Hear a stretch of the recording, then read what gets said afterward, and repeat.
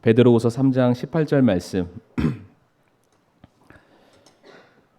베드로후서 3장 18절의 말씀을 한 목소리로 함께 받들어 읽겠습니다. 시작. 오직 은혜 안에서 자라고 우리 주 곧 구원자 예수 그리스도를 아는 것에서 자라라. 그분께 영광이 이제와 영원토록 있기를 원하노라. 아멘. 함께 기도하겠습니다. 고마우신 주님 감사합니다. 또 저희들을 구원하여 주시고 오늘도 저희들에게 귀한 또 말씀의 꼴로 먹여주시고 입혀주시고 또 자라게 해주심을 감사를 드리옵니다. 우리가 늘 언제나 아버지 하나님의 품 안에서 우리가 하루하루 살아갈 수 있게 하여 주옵시고 하나님께서 공급해 주시는 것만 먹고 마시며 누리며 살아갈 수 있는 은혜가 있도록 도와주시옵소서. 정말로 죄악 많은 세상 가운데 저희들을 거룩히 구별하여 주시옵소서. 우리도 주님의 편에 서는 것을 늘 선택하고 기뻐할 수 있게 하여 주옵시고 우리가 세상과 손잡지 않게 해주시고 타협하지 않게 하여 주옵시고 정말로 영혼의 주인 되시는 하나님 앞에 부끄러울 것이 없는 자로 서기를 더욱더 애쓰는 이 자리에 계시는 우리 사랑하는 모든 성도님들 에게 인도하여 주시옵소서. 이 시간도 우리들에게 허락하여 주실 하나님의 또 귀한 말씀을 또 저희들 사모하는 마음이 있습니다. 말씀을 통해서 또 가르쳐 주시고 또 저희들을 위로하여 주시고 소망 허락하여 주시옵소서. 예수님의 이름으로 기도를 드리옵니다. 아멘. 네, 오늘은 베드로후서 3장 18절의 말씀을 통해서 신앙이 정체하는 이유라는 제목으로 함께 말씀을 나누고자 합니다. 구원받은 성도는 이제 그리스도로 말미암아 새로운 피조물이 되었습니다. 새로운 창조물이 되었습니다. 단지 우리가 구원을 받았다라고 말하는 것이 성도라는 신분만 바뀌었다는 것이 아닙니다. 단순히 천국 백성으로 천국을 갈 수 있는 티켓을 얻었다, 요 정도로서 끝나는 것이 결단코 아닙니다. 이제 우리가 그리스도 안에서 새로운 피조물이 되었기 때문에 이제 살아가는 삶의 방식, 추구하는 것, 태도, 언행, 목표 이런 모든 것들이 성도님들이 이제는 완전히 싹 다 바뀌어져야만 합니다. 그러니까 인간의 역사 속에서도 예수님이 오신 전과 오시고 난 이후가 나뉘어지게 됩니다. 그러니까 세상의 역사도 주님으로 말미암아 전과 후가 나눠져 있다면 우리 성도들의 삶 역시 예수 그리스도로 말미암아 예수님을 만나기 이전의 삶과 예수님을 만나고 난 이후의 삶으로 반드시 변화가 되어야만 합니다. 변화된 모습, 양, 어떠한 크기로 인해서 이 사람이 구원을 받았다, 구원이 아니다 이것을 논하는 것은 절대로 아닙니다. 그러나 분명한 것은 예수 그리스도라는 천하보다 귀한 분이 우리 안에 오셨다 함은 이제 우리들이 바라보는 것, 생각하는 것 모든 것들이 완전히 새롭게 변할 수밖에 없다는 것입니다. 성도님께 여쭤보고 싶은 것은 성도님들은 예수 그리스도로 말미암아 완전히 새롭게 변화되셨습니까? 성도님 오늘 말씀, 본문 말씀 한번 봐주시길 바랍니다. 은혜 안에서 자라고 그리스도를 아는 것에서 자라라라고 말씀을 하십니다. 이게 같은 겁니다. 같은 거. 나는 죄인인데 죄인이라 함은 이 죄의 값으로 말미암아 지옥 갈 수밖에 없는 천하에 망할 사람이라는 거죠. 근데 그런 우리가 예수 그리스도로 말미암아 은혜로 구원을 얻게 되었습니다. 은혜는 받을 만한 자격이 없는 사람에게 부어지는 호의, 선물이라는 그런 뜻인데 그 은혜를 아는 사람은, 그 은혜를 경험한 사람은 대체 내가 무엇이 관대 나 같은 자를 이토록 사랑하시는가, 나를 사랑하는 대상에 대해서 확인할 수밖에 없습니다. 그렇잖아요. 성도님들 갑자기 집에 편지 한 통이 오거나 택배 왔을 때 요즘 가끔 깜짝 선물로 택배 이름 없이 보내시는 분들도 계시잖아요. 그럼 그거 막 어떻게든 알아내시려고 택배 회사에 전화하고 인터넷으로 배송조회 주문자 번호 막 다 넣어서 알아보시잖아요. 하다못해 조그마한 선물 하나 준 사람도 이게 누굴까라는 기대감을 알아보는데 내 삶을 새롭게 하시고 내 생명을 허락해 주시고 신분을 새롭게 세탁해 주신 그 하나님에 대해서 우리가 그냥 지나간다? 성도님들, 이거는 결코 가능한 일이 아닙니다. 은혜를 받은 자는 주님을 알아갈 수밖에 없습니다. 그런데 알아가면 알아갈수록 이게 은혜인 거예요. 왜? 한 게 없잖아요. 성도님들 구원받는데 기여하신 게 있으시나요?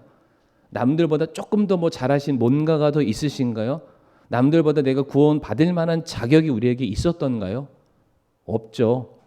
뭐 옆에 서로 바라보면서 내가 너보다는 좀 나아라고 하실지는 모르겠습니다. 그러나 예전에 한번 말씀드렸죠. 도토리 키재기입니다. 그냥 하나님께서 보셨을 때는 다 저 땅바닥에 달라붙어 있는 그런 사람에 불과하다라는 사실이죠. 그러니까 은혜를 받은 사람은 내게 주어진 그 은혜에 대해서 알아갈 수밖에 없습니다. 근데 알아가면 알아갈수록 이게 은혜라고, 이게 은혜가 아니면은 대체 설명이 안 되는구나. 그러니까 더 감사한 거죠. 근데 그 감사한 것을 헤아리다 보니까 이렇게 나를 많이 사랑해 주셔서 그리스도에 대해서 더 많이 알아가게 됩니다. 근데 그 더 많이 알아가는 지식들이 이게 공부 지식을 말씀을 드리는 게 아닙니다. 그런 모든 것들, 내가 살아가면서 누리는 모든 것들 하나하나 인생이라는 시간 속에서 모든 것을 헤아려 보니까 저 바다를 먹물 삼고 저 하늘을 두루마리 삼아도 하나님께서 내게 주신 그 은혜를 다 기록하지 못하다는 것을 또 알게 되었을 때에 또 감사하게 되고 또 이것이 은혜다라는 것을 알게 되는 거죠. 이렇게 계속 반복적으로 은혜를 알고 주님을 알아가고 이게 저희가 살아가는 인생에 허락해 주신 삶이라고 저는 믿습니다. 그냥 나 구원받아서 천국 가 이걸로 끝이다. 너무 밋밋한 것 같아요. 그렇게 하라고 저희들 구원해 주신 것은 절대로 아닌 것 같습니다. 정말로 이 땅에서 나라는 사람이 정말로 죽을 수밖에 없는 죄인이었구나, 이거 알고 우리의 연약함을, 우리가 살아가는 이 세상의 모든 장벽 가운데 부딪힘을 통해서 나 이거 못 넘는 연약한 사람이구나, 이거 알고 그럼에도 불구하고 그런 나에게 부어진 은혜가 이 세상보다 더 크구나 라는 것을 우리가 확인하게 되었을 때에 진짜 우리의 구원이 흔들리지 않게 된다는 것입니다. 이러한 은혜가 우리 성도님들 마음속 안에 정말로 매일같이 넘쳐났으면 좋겠습니다. 그 은혜가 너무 크기 때문에 그 은혜로 말미암아 내게 있는, 내 안에 계신 나의 주인 되시는 주님을 더 많이 알아가고자 하는 그런 갈급함이 우리 성도님들에게 있기를 간절히 바랍니다. 그렇기 때문에 자라갈 수밖에 없다. 그리스도인은 성장할 수밖에 없다라고 성경은 우리에게 말씀해 주고 있습니다. 그래서 바라는 것은 어제의 믿음보다 오늘의 믿음보다는 내일의 믿음이 우리가 계속해서 자라나가야 되고요. 우리가 주님의 모습을 닮아가야만 할 것입니다. 그런데 이제 실상은 마음에 바라고 원하는 것은 매일 한 계단 한 계단 올라가야 하는데 실상은 그렇지 못한 경우들이 훨씬 더 많지 않나 싶습니다. 이게 자라나가기는커녕 그냥 이제 도태되어 있고 정체되어 있을 때가 참 많죠. 근데 그나마 그냥 정체 있고 제자리에 멈춰 있으면 괜찮을 텐데 상대적으로 누군가는 주님을 사랑하는 마음과 주님을 알아가고 주님의 은혜에 대해서 그 크기가 계속해서 커지는 사람이 있겠죠. 그런 사람에 비한다면 나는 멈춰 서 있는 게 아니라 그 사람과 나를 비교하자면 나는 계속 뒤로 후퇴하고 있는 겁니다. 그러니까 사실상 성도의 삶이 자라남을 전제하고 있다면요, 성도님들 그냥 정체는 없습니다. 뒤로 물러나는 것뿐입니다. 안타깝죠. 나의 믿음은 과연 자라나고 있을까? 아니면은 멈춰서 있나? 아니, 멈춰선 것도 아니고 계속해서 뒤로 후퇴하고 있는 것은 아닐까? 이것에 대한 해답을 오늘 사도 바울이 얘기를 해주고 있는데 로마서 7장 21절과 23절의 말씀 보게 되면은 사도 바울이 왜 내 신앙이 자라나는 것보다는 정체되고 뒤로 후퇴하는가에 대한 그 고민을 우리들에게 말해주고 있습니다. 로마서 7장 21절과 23절의 말씀 보게 되면은 그런즉 내가 한 법을 발견하노니 곧 내가 선을 행하기 원할 때에 악이 나와 함께 있는 것이로다. 내가 속사람을 따라 하나님의 법을 즐거워하나 내 지체들 안에서 다른 법이 내 생각의 법과 싸워 내 지체들 안에 있는 죄의 법에게로 나를 사로잡아 가는 것을 내가 보는도다라고 되어 있습니다. 로마서 7장 21절부터 23절까지 말씀인데 바울이 말하기를 내 속사람, 내 안에는 하나님의 법을 즐거워하는 사람이 있다고 말합니다. 그러니까 정말로 내 마음속에 예수 그리스도를 나의 삶의 구주로 모셔드렸기 때문에 그분으로 말미암은 모든 것들을 함께 공유하고 그분을 알아가고 주님께서 내게 베풀어 주시는 은혜를 만끽하며 살아가고자 하는 내 안에 속사람, 새롭게 변화된 영혼이 있다라고 말을 합니다. 그런데 더불어서 바울이 말하기를 그 속사람이 있지만은 겉사람, 여전히 육신에 속해 있는 나 자신을 동시에 발견할 수 있고 바로 두 사람이 매일의 삶 속에서 충돌을 하고 전쟁을 벌이고 있다라고 말합니다.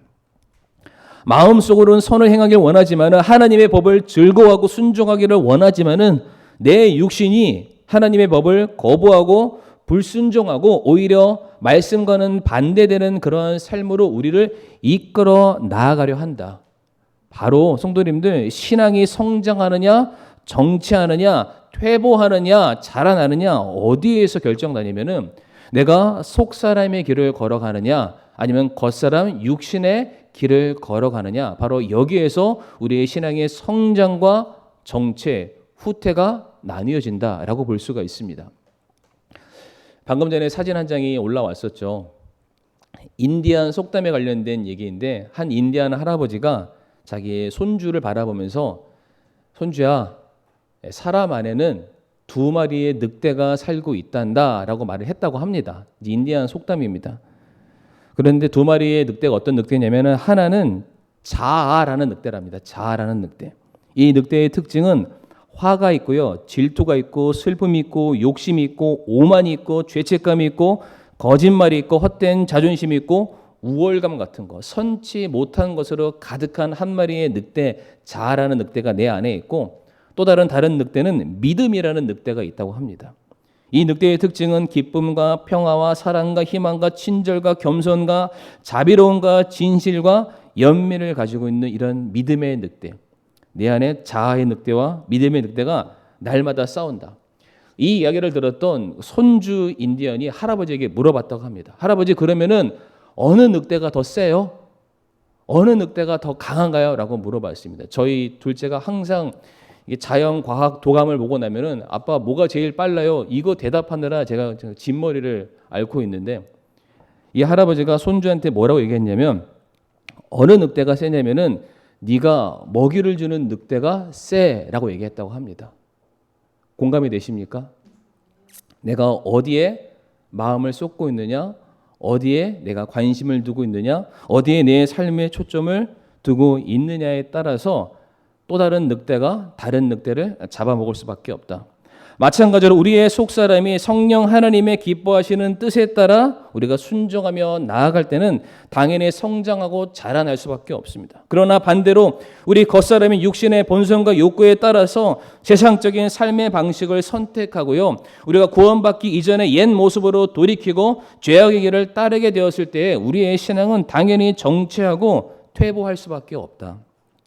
우리가 지금 어디에 먹이를 주고 있고 어디에 마음을 쏟고 있고 무엇을 선택하고 있느냐가 내 믿음이 지금 자랄 것인가 정체하고 후퇴할 것인가를 가름하는 하나의 기준점이 된다는 사실입니다. 지금 성경에서도 우리가 정확한 사례를 한 가지 찾아볼 수 있는데 바로 사울 왕을 예로 들을 수가 있습니다. 성도님, 우리가 사울 왕 하면은 머릿속에 별로 안 좋은 인식만 가지고 있지만은 사울 왕은 이스라엘 초대 왕이었습니다. 그런데 그 사람이 처음 왕위로 세움받게 되었을 때에는 정말로 이 사람보다 더 겸손한 사람이 있을까라는 그런 모습을 우리들에게 보여주고 있습니다. 그러나 잘 아시죠? 이 사울 왕의 마지막을 보게 되면 하나님께서 그를 왕 삼은 것을 후회하신다라고 말씀하셨고요, 전쟁터에서 쓸쓸하게 최후를 맞이하는 것으로 그의 삶이 끝나게 됩니다. 자, 그런데 처음에 이 사울이 왕으로 세움받게 되었을 때 그가 어떠한 모습을 보이냐면은 정말로 겸손한 모습. 나와 같은 자는 결코 이스라엘의 왕이 될 수 없습니다라고 말하면서 그냥 사무엘 대언자가 자기에게 기름 붓고 왕 되라고 말했을 때 아니다. 내가 어떻게 왕이 될 수 있습니까? 라고 말하면서 내가 어떻게 해야 이 일을 감당할 수 있는지 또다시 사무엘 대언자를 찾아가서 묻는 사람이 사울 왕이었습니다. 사무엘상 9장 6절 말씀 보게 되면 그가 그에게 이르되 이제 보소서 이 도시에 하나님의 사람이 있는데 그는 존귀한 사람이니이다. 그가 말하는 모든 것은 반드시 이루어지니 이제 우리가 거기로 가사이다. 혹시 그가 우리가 가야 할 우리의 길을 보여줄까 하나이다 함으로라고 되어 있습니다. 사울이 말하기를 나는 반드시 사무엘을 만날 수밖에 없다. 왜? 그 사무엘이 하나님의 사람이고 그가 말하는 것은 그 사람의 말이 아니라 하나님의 말씀이시고 하나님의 말씀은 반드시 이루어질 수밖에 없기 때문에 나는 정확한 길, 올바른 길, 합당한 길을 걸어가기 위해서 나는 사무엘 대언자를 만나고 그가 내게 말하는 대로 나는 순종하기를 원합니다. 이렇게 말했던 사람이 이스라엘 왕으로 등극하기 이전의 사울 왕의 모습이었습니다. 또한 사무엘상 9장 21절 말씀 보게 되면은 이 사울이 말하기를 나는 가장 작은 지파 중에 한 사람입니다. 내가 가장 작지 않습니까? 내가 뭐 내세울 게 어디에 있겠습니까? 나와 같은 사람이 이스라엘을 다스리는 지도자는 결코 될 수 없습니다. 저 그렇게 못해요. 그러나 사무엘 대언자의 말에 순종함으로 말미암아 드디어 사울이 왕으로서 등극을 하게 되죠. 그래서 이어지는 사무엘상 9장 24절과 26절의 말씀 보게 되면은 사울이 한사코 사무엘이 걸어가는 뒤를 종종종 따라가게 됩니다. 사무엘이 말하는 대로 아니 사무엘이 말하는 곳에 가서 그의 말하는 대로 순종하는 모습을 사울 왕이 보여주고 있습니다. 나중에 기회가 되면은 한번 사무엘상 9장 말씀을 한번 읽어보시길 바랍니다. 그래서 사울이 드디어 이스라엘의 초대 왕으로 세움을 받게 되는데 그가 세워지는 사무엘상 10장의 말씀 보게 되면은 뭐라고 되어 있냐면은 사무엘상 10장 6절 말씀, 7절 말씀, 10절 말씀에 주의 영께서 네게 임하시리니 10장 7절 말씀에서는 하나님께서 너와 함께 하시느니라라고 되어 있고요. 10장 10절의 말씀에서는 하나님의 영께서 그에게 함께 하심에라고 되어 있습니다. 10장 6절 말씀에 주의 영께서 너에게 임하셨다. 하나님께서 너와 함께 하신다. 하나님의 영께서 그에게 임하셨다. 성도 여러분들, 이 사울 왕의 행보를 보게 되면은 완전히 성령 하나님께 사로잡혀 있는 사람처럼 충분히 보입니다. 그의 말하는 것, 그의 행동하는 것, 그의 삶의 모든 반경 속에서 하나님이 그와 함께 하셨고 주의 영이 그를 인도하셨고 강력하게 그의 삶의 선한 길로 인도하시는 것을 우리가 볼 수가 있습니다. 근데 그의 삶의 모든 시작점이 어디서부터 비롯됐냐면은 바로 하나님의 말씀을 따르는 것, 하나님께서 내게 주신 말씀을 선택하는 것, 그 길대로 살아가기를 기뻐하는 사울의 삶을 성경이 말하기를 이가 바로 하나님의 영으로 사로잡힌 받은 사람이다라고 말하고 있습니다.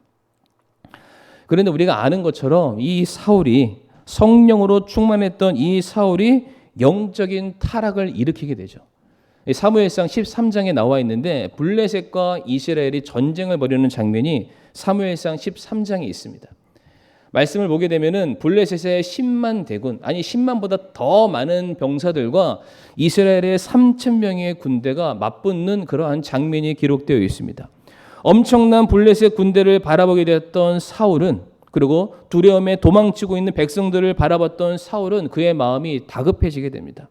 그래서 전쟁에 앞서서 사무엘 대언자가 하나님께 제사를 드림으로 말미암아 이 전쟁에 우리가 참여할지 이 전쟁으로 말미암아 우리가 승리를 거두게 될지 아닌지 하나님의 뜻을 구해함을 알매도 불구하고 사무엘 대언자가 오지 않게 되었을 때에 잘 아시죠? 사울 왕의 마음이 굉장히 많이 초조해지게 됩니다. 그래서 사울이 어떤 선택을 하게 되냐면은 그가 직접 제사를 드리게 되죠. 사무엘상 13장 9절 말씀 보게 되면 사울이 이르되 번제 헌물과 화평 헌물을 이리로 내게로 가져오라 하고 그가 번제 헌물을 드렸더라라고 되어 있습니다. 성도님들, 화평 헌물이라 함은 앞으로 어떻게 될 일에 대해서 내가 자원하거나 헌신하거나 서원하거나 이루어진 일들에 대해서 감사함을 표현할 때 드리는 게 화평의 헌물입니다. 그러니까 번제 헌물은 내가 하나님께 전적으로 헌신되었습니다라는 것을 보여주는 의미에서 번제고요. 화평 헌물은 내가 이렇게 드렸으니까 내게 승리를 보장해 주세요라는 그런 의미가 될 수 있습니다. 그러니까 지금 이 제사를 드리는 행위 자체도 이미 하나님께서 제사장에게만 허락하신 것인데 그것을 어겼고요. 지금 사울이 제사를 드리는 행위를 해석해 보건대 이미 내가 이렇게 했으니까 하나님도 어쩔 수 없이 내게 승리를 보장해 주셔야만 해요라는 협박성의 제사를 사울이 하나님께 드리고 있었다는 것입니다. 사무엘을 기다렸어야만 합니다. 사울은 사무엘이라는 대언자, 다시 말해 하나님의 뜻을 기다리고 하나님의 말씀에 순종하는 삶을 살아가는 것이 사울에게 주어진 책임이었습니다. 그러나 사무엘상 13장 12절 말씀 보게 되면은 사울이 사무엘에게 이렇게 핑계를 댑니다.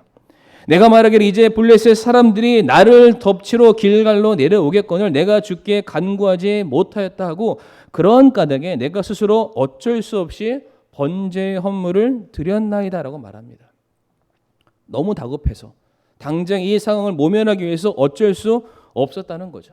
하나님께 간구해야 되는 절차와 방식이 다 있는 것은 내가 알고 있지만 내가 그것을 기다릴 만큼 내 삶에 여유가 없었다. 주변 사람들도 그렇게 충분히 동의했고 이렇게 하는 것이 당장 내가 살아가는 내 인생의 길을 보장받는 길이다. 이거는 누구도 변명할 여지가 없기 때문에 내가 그렇게 할 수밖에 없었다라고 말합니다. 그러면서 그 앞에 있는 11절 말씀에 사울이 솔직한 자기의 심경을 말하기를 아니 사람들도 다 떠났고 당장 쳐들어오는 블레셋 앞에 어떻게 하겠냐? 내가 지금 한시라도 빨리 전쟁을 치를 수밖에 없었다. 나 좀 이해해 달라는 겁니다. 아니 분명히 하나님께서 해라 하지 말라 분명한 기준이 있었음에도 불구하고 지금에서 와서 사울이 들고 왔던 것은 내 형편 좀 봐달라는 겁니다. 하나님의 말씀에 누구보다 순종하고 그 말씀대로 자기 백성들을 통치하고 치러야 될 이 사람이 말하기를 어쩔 수 없다. 내 체면 좀 봐주고 내가 원하고 내가 바라는 대로 하는 거 한 번만 눈 감아 달라고 말하는 사람이 되고 말았습니다. 그런데 그렇게 선택했던 이유가 무엇이었냐면은 주변의 눈치 때문이었고요. 내가 가지고 있는 두려움 때문이었습니다. 성도님들 원래 사울은 다른 사람들의 시선 따위는 안중이 없는 사람이었습니다.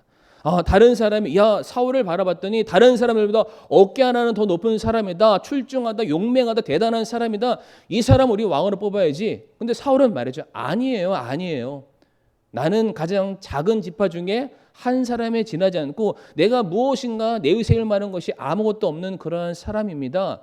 나는 하나님이 쓰시지 않으면 나는 그 자리에 못 오르는 사람인데 이렇게 말했던 사람이 사울이었습니다.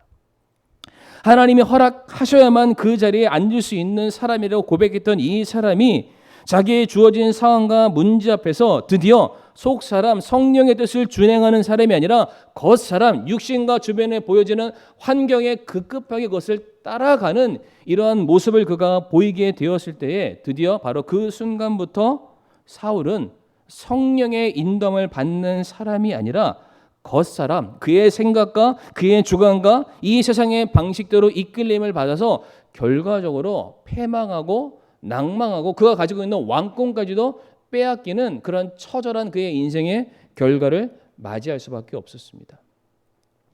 성도님들 갈라디아서 5장 17절 말씀 우리가 한 목소리로 같이 읽어보길 원합니다.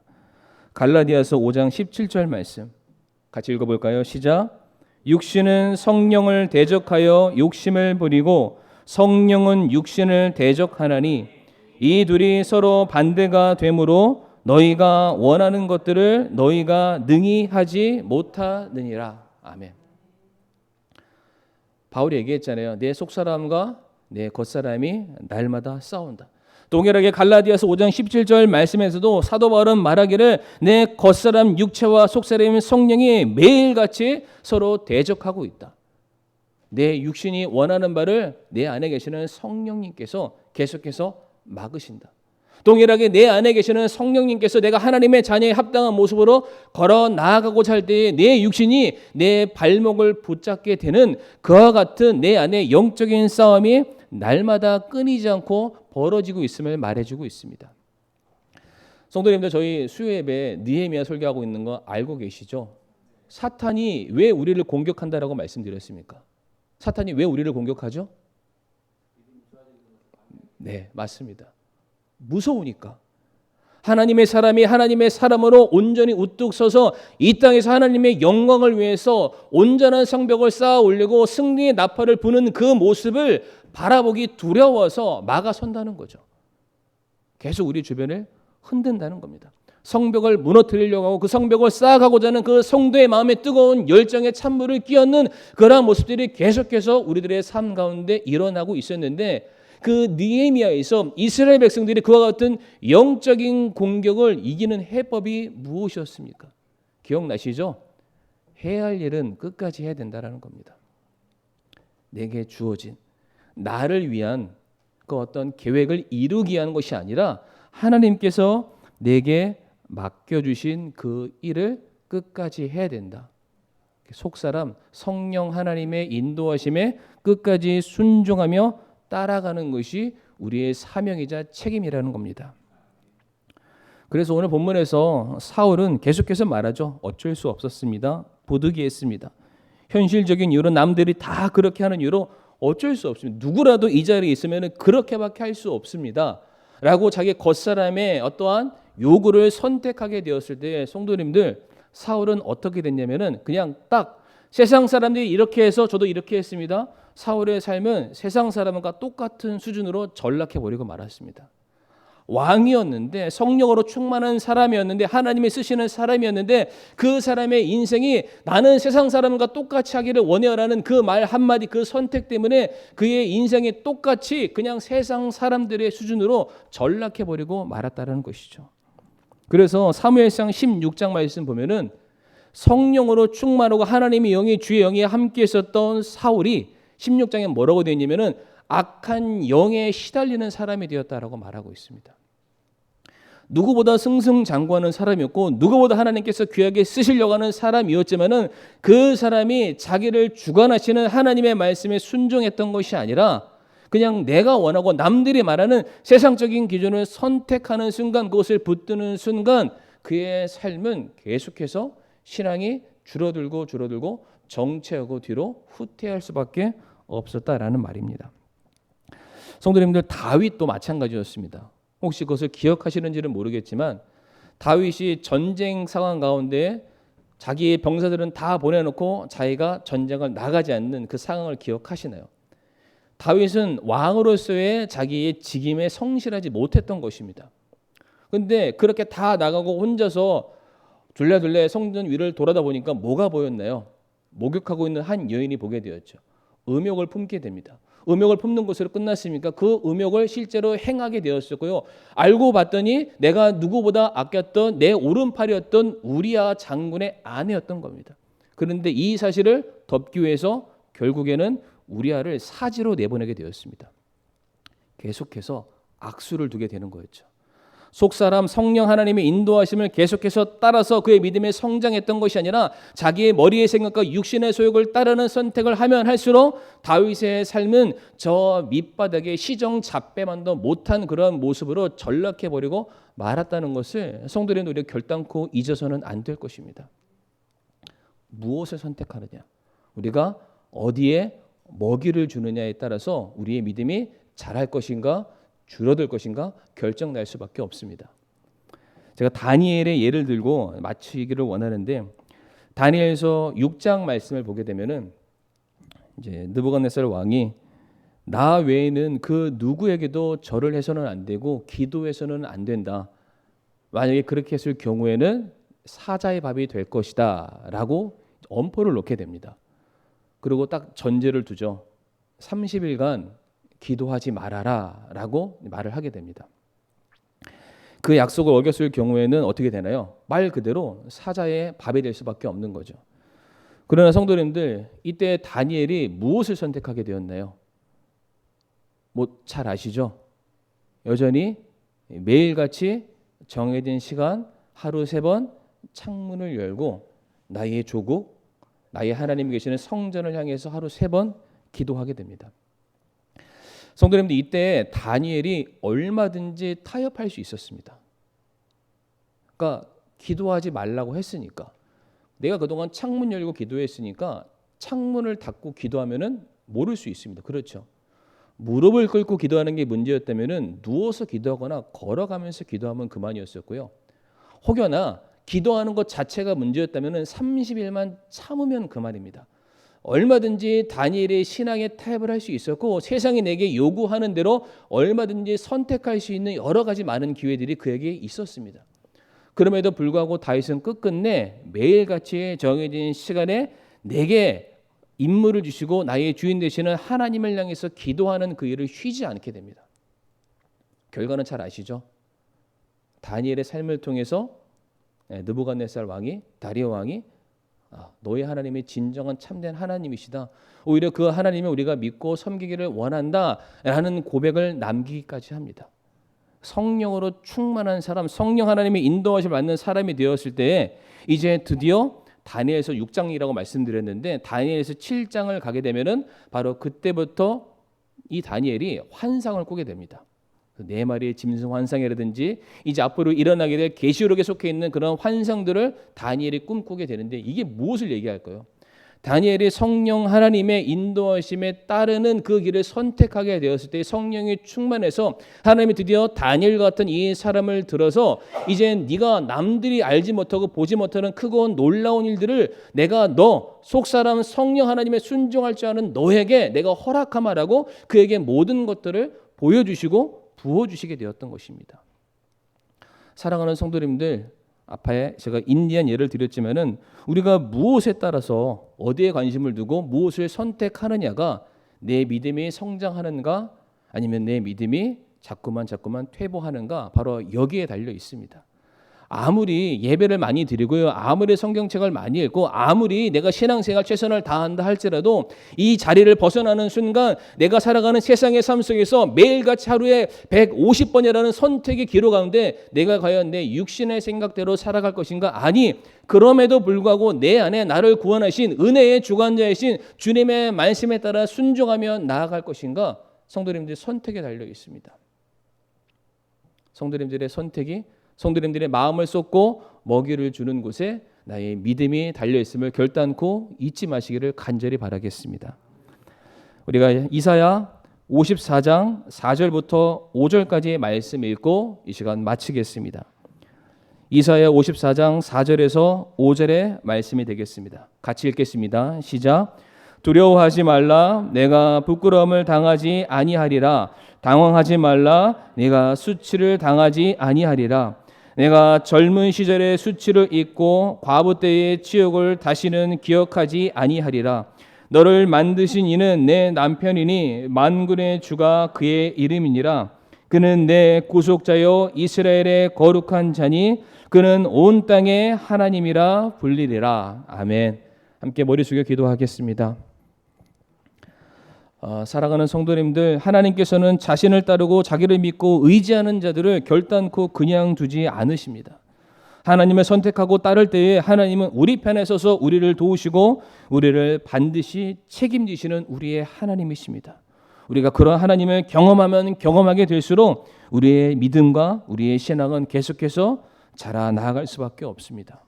우리가 살아가는 이 현실과 신앙이 충돌되는 그 경우 속에서 사랑하는 성도님들, 육신의 본성과 세상을 향한 욕망이 아니라 우리 안에 거룩한 성품 주님의 말씀 성령의 인도하심에 귀를 기울이시고 그것을 선택할 수 있는 믿음이 저와 성도님들에게 있기를 간절히 바라면서 하나님, 참 제가 이 세상이 아니라 제 생각이 아니라 하나님의 말씀만 바라보고 말씀에만 순종할 수 있는 그런 순전한 믿음을 저에게 허락해 주세요라고 짧은 시간이지만은 하나님께 기도를 잠시 드리기를 원합니다.